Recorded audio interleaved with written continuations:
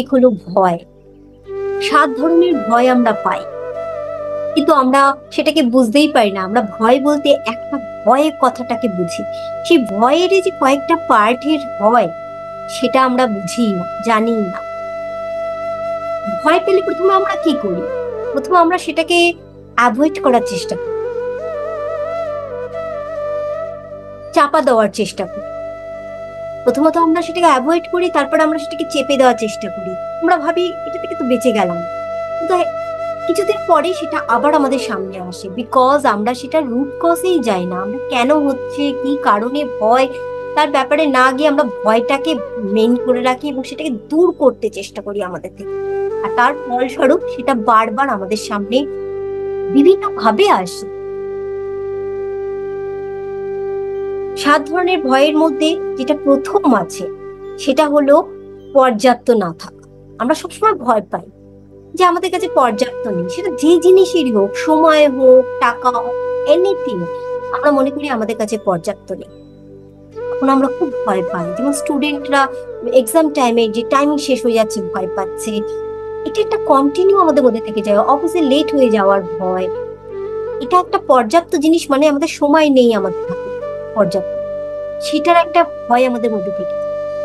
Second হলো নিয়ন্ত্রণ হারাবার ভয়। আমরা কোনো কিছু থেকে নিয়ন্ত্রণ হারিয়ে যাওয়ার ভয় পাই।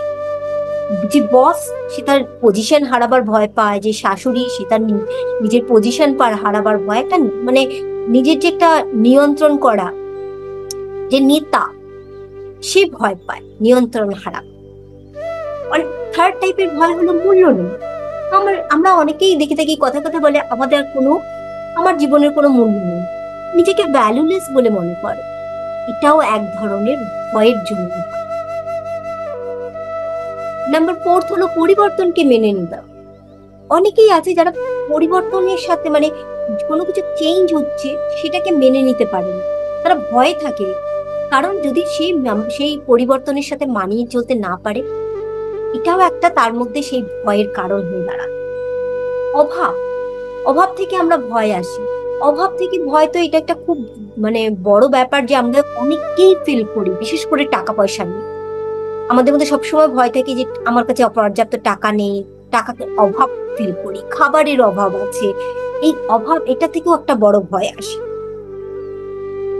তারপরে হচ্ছে যে ভেদাভেদ করা, মানে ইনসিকিউরিটি ফিল করা।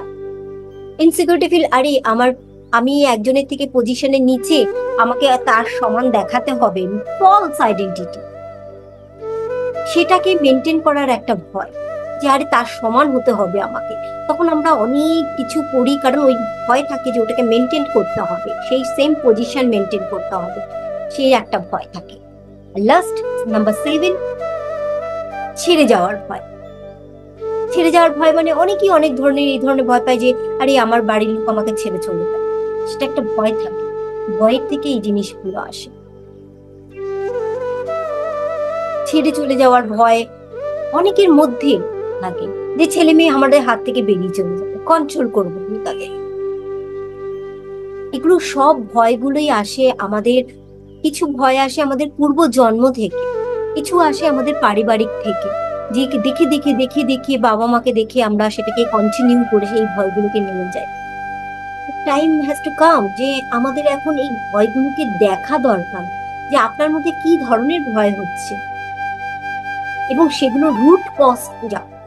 যতক্ষণ আমরা একদম মূলে যাচ্ছি, ততক্ষণ আমরা এই ভয়ের কারণটার একদম মূলে যাচ্ছি, ততক্ষণ আমরা বুঝতেই পারবো না। আর ততক্ষণ এইটা বার বার বার আমাদের কাছে আসছে।